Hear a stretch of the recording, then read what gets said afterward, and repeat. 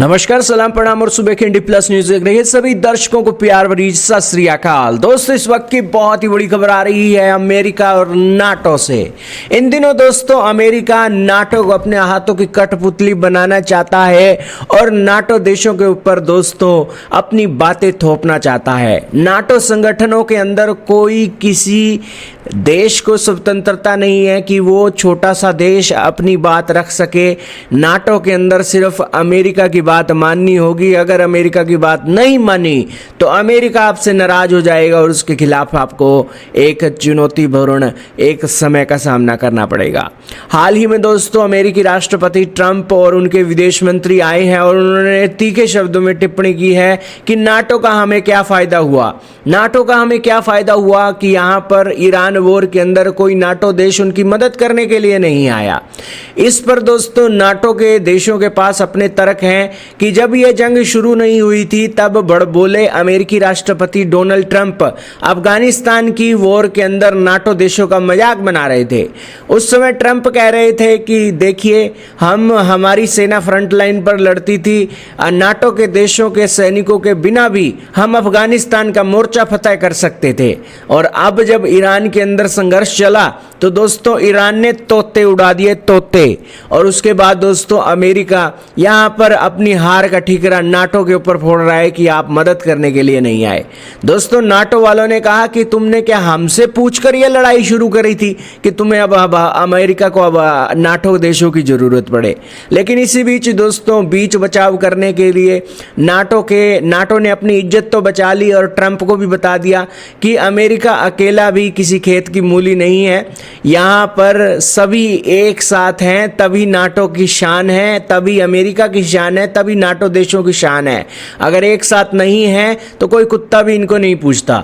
और इसी बीच दोस्तों यहाँ पर ये एक स्टेटमेंट निकल कर आई है कि यहाँ पर नाटो के चीफ यहाँ पर स्टेटमेंट दे रहे हैं और मामले को कंट्रोल कर रहे हैं, तनाव को कम कर रहे हैं। हाल ही में नाटो के चीफ मार्क रूटे आए हैं। उन्होंने कहा है कि अमेरिका अपने सहयोगियों से निराश है, खासतौर पर ईरान युद्ध और रेड सी संकट में सहयोग की कमी को लेकर। नाटो के चीफ का यह बयान अमेरिका को प्लीज करने जैसा है क्योंकि अमेरिका अपने सैनिकों को निकालने की धमकी यूरोपियन यूनियन के देशों को दे रहा है। यूरोप में अभी अमेरिका के 80,000 से ज्यादा सैनिक तैनात हैं और ट्रंप ने स्पष्ट किया है कि यह स्थिति बदल सकती है यदि नाटो देश अपनी रक्षा का अधिक बोझ नहीं उठाते। ट्रंप साहब दोस्तों जब भी आते हैं दोस्तों अपनी बातें बनवाते हैं। पिछले कार्यकाल में ये आए थे तो इन्होंने कहा था कि रशिया से सिक्योरिटी तो इन्हें अमेरिका से चाहिए, लेकिन अपनी सिक्योरिटी के लिए ये पैसा खर्च नहीं करते।